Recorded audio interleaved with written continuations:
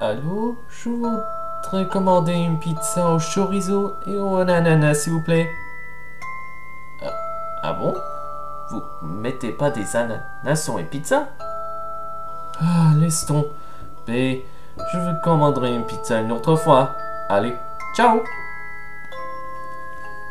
Les Italiens. Ils sont même pas très fans des ananas sur une pizza. Enfin bref. Car bonsoir à tous. Car je suis le fantôme masqué et bienvenue dans ma demeure des horreurs. Car aujourd'hui, c'est la troisième partie de l'histoire de Five Nights at Freddy's. Et devinez quoi? Le Poltergeist est de retour pour se venger contre ces 5 enfants qui ont tué précédemment. Et si vous voulez pas rater la seconde que j'ai déjà ajoutée dans la vidéo, qu'à cliquer sur le petit point blanc juste en haut à droite de la vidéo. Car aujourd'hui, je vais raconter l'histoire de Five Nights at Freddy's partie 3. Car je vais raconter l'histoire, mais pas d'erreur, vous avez à avoir peur.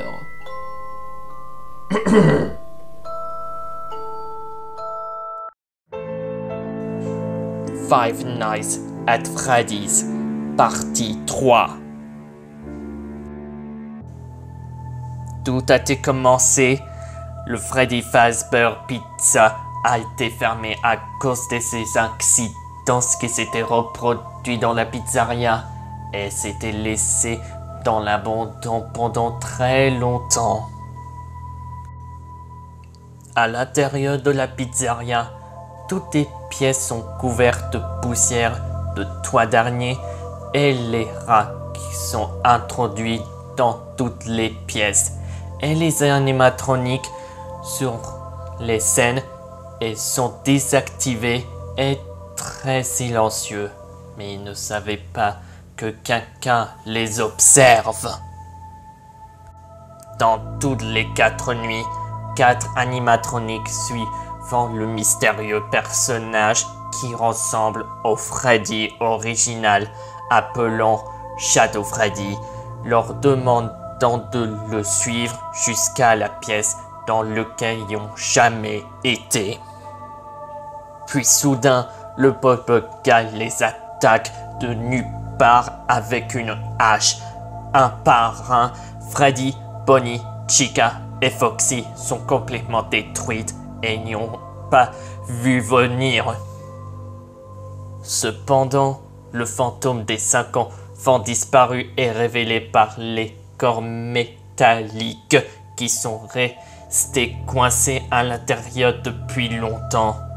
Mais maintenant, ils libérant et bloquent la seule sortie de la salle sécurisée à laquelle le Poltergeist ne peut pas s'échapper. Maintenant, il est piégé dans la pièce sans issue.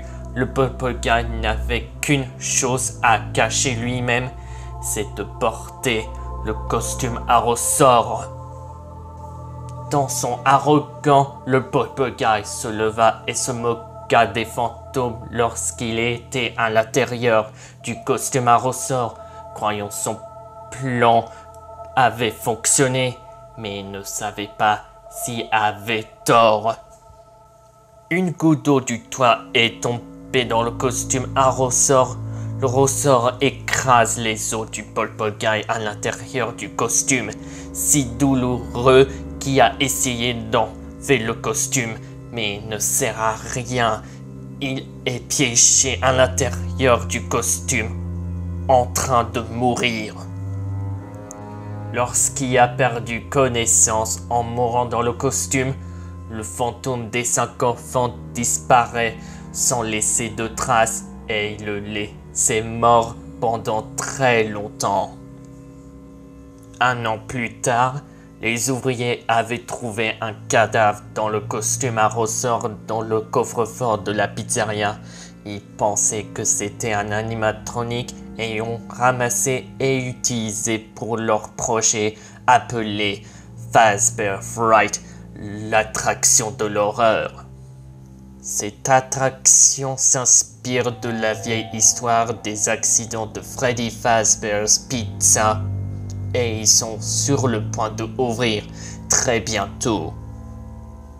À la recherche de quelqu'un à embaucher comme gardien de nuit pour travailler de minuit à 6 heures du matin pendant 5 nuits et éviter de se faire tuer par l'âme du tueur qui possédait un cadavre dans le costume nommé Springtrap.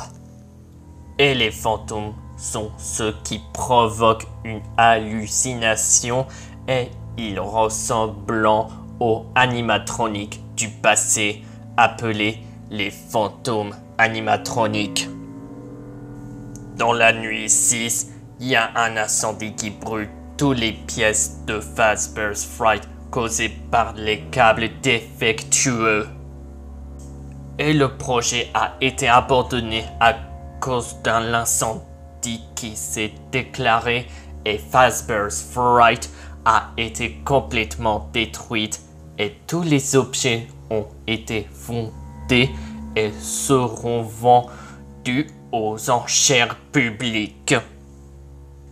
Après avoir tout fouillé dans toutes les pièces du Fazbear's Fright, après avoir été brûlé, on n'a même pas trouvé une seule trace du gardien de nuit qui vienne être embauché ou de l'animatronique Springtrap qui ont été trouvés dans l'ancienne pizzeria. Mais la question est-ce que c'est la fin de Springtrap ou c'est juste une nouvelle suite?